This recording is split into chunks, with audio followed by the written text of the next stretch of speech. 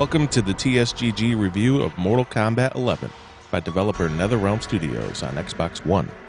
This is a casual player's view of the game, and if you're looking for a pro player's thoughts, then you probably aren't tuning into this. This is, however, informative. From the moment Ed Boon and the rest of his team at Netherrealm Studios debuted Mortal Kombat 11 at the Game Awards, we knew something big was coming. Just how big is this iteration? Well, let's find out. We are starting with the story first. Netherrealm says this is the biggest story they have ever created, and it took them 2 years to accomplish it. Starting back at MK9, the series took a stab at cinematic storytelling and continues to grow with each title. Building on the events of the previous two titles, we see our antagonist, Kronika, unsatisfied with the way things have turned out. She begins to alter time itself, which leads to the timelines clashing and chaos ensues. That's all I'll say about the actual story, though, as I want you to experience it for yourself. What I can say is that you will experience a cinematic story full of tension, emotional moments, and beautiful set pieces, twist turns, and all of the chaos one could expect of a story like this, all through the length of 12 chapters. Each chapter is dedicated to telling the story of individual characters that sometimes allow you to select between the two of them. This mechanic is a quick-time event and is also a series first. Overall, the story is well told and is Netherrealm's finest work yet. It's not all perfection, though. The voice acting and facial animations of a certain character are worth noting. The delivery of some of the characters' lines is downright cringeworthy. You will know when you see and hear it for yourself. Replayability is what fighting games are all about. The story itself offers choice in certain situations, so replaying it to see the other paths or dialogue is worth investigating. The traditional towers once again offer storylines for each fighter. The Towers of Time present challenges and modifiers for infinite playthroughs. Online multiplayer is what you would expect from the series, so have fun climbing the leaderboards. You will earn gear and rewards with everything that you do. Custom character variations will keep you busy for a very long time. MK11 is using Netherrealm's heavily modified Unreal Engine 3. They rebuilt the game from the ground up, focusing on a more detailed and cinematic style. This is most likely due to the fact that each fighter is now customizable and has swappable parts and/or gear. The textures are highly detailed and super crisp. The stages are full of Easter eggs and have extreme depth to them, both visually and constructively. The cinematics and story mode are rendered in high quality, with mouth movement nearly matching the dialogue. Early reports suggested this was Unreal Engine 4, and based off of what we had seen, we wouldn't have questioned it. You will find yourself consumed by the world of Mortal Kombat. History, lore, relationships are all foundations of what make this universe shine. An entire roster of characters, each with their own story, both playable and unplayable, all intertwined and connected in some way. The different realms of which these characters exist, brilliantly detailed, each having an existence and history rather than simply being a backdrop. You will spend many hours learning these characters and where they come from. It's always a magical moment when you stumble across a character or a set piece and discover something in the crypt. The controls are tight and responsive. Combo canceling into special moves feels great.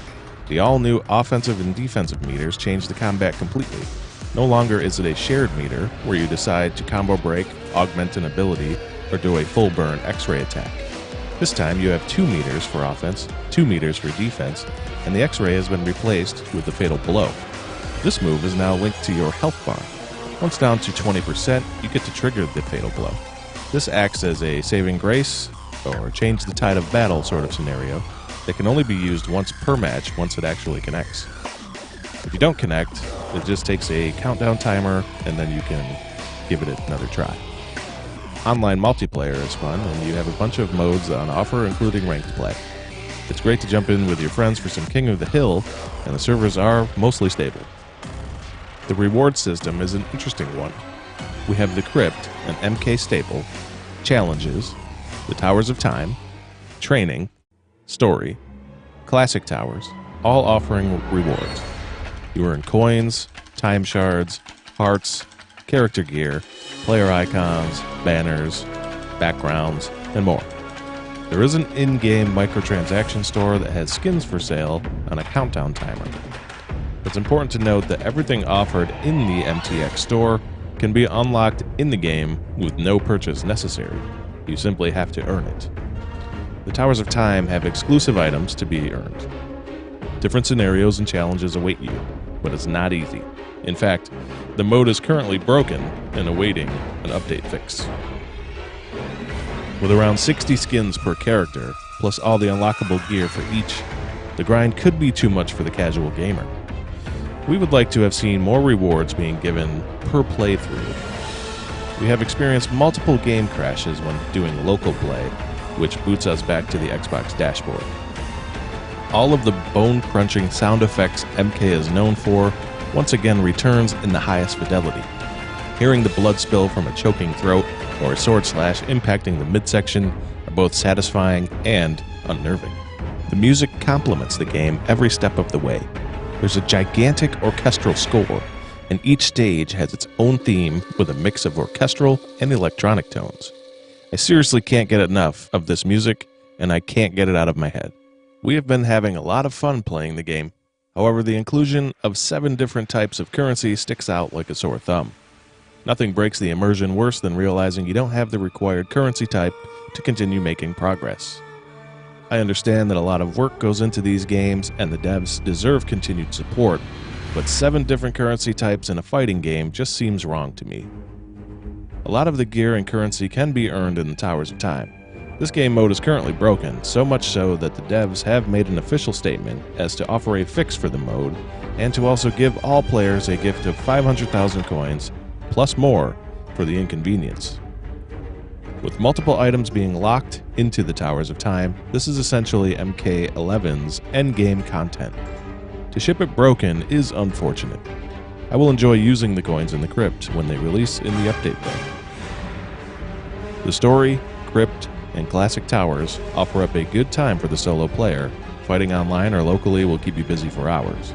Customizing gear, skins, special moves, intros, victory poses, augments, and more will have you swapping things out over and over until you craft that perfect build. The roster itself sees fan favorites return, with some of the newbies of MKX returning. They only offer 3 brand new fighters for the starting roster. The starting roster is set at 25, with 6 coming in the DLC fighter pack. The roster seems a little slim to me considering the storyline that's on offer. I found myself asking where certain characters have gone. As a casual gamer, I can say that we are having a lot of fun with it. If you want the pro player's opinion about frame movement, hitboxes, and those things, please go search for that information elsewhere. They are out there, and those players can detail it for you way better than I could ever hope to. Now let's see how MK11 did on our scale. First up is Fun Factor and Emergence. We scored at 14 points. Next up is Control, Gameplay, and Mechanics. We scored at 14 points. Next up is Graphics and World. We scored at 20 points. Next up is Music and Sound. We score at 20 points. And finally, Story and Replayability with a score of 18 points. Total it all up, which gives us a score of 86, which is the grade A. Mortal Kombat 11 features a decent starting roster, a great story campaign, plenty of online and offline modes, and the all-new customizable variations add depth to keep you going for hours and hours. It's the best work I have seen on Unreal Engine 3. Every time I load into a stage, I take a moment to look around.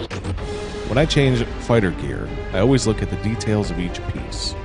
The music and sound are top-notch as expected, and the dialogue and voices are very well done, with the exception of one. The casting of Ronda Rousey for Sonya Blade was a moment we were excited about, but from the moment you hear her delivery, you cringe and it only gets worse. The introduction of 7 currency types in a fighting game is something I can't get behind. Patches and fixes have been announced, but we can't grade on promises. What we currently have is the broken Towers of Time, and a grind that is too steep for the casual player. Overall though, MK11 is a fantastic game, and I recommend it to any MK fan, new or old. As always, thanks for watching, and we'll see you next time.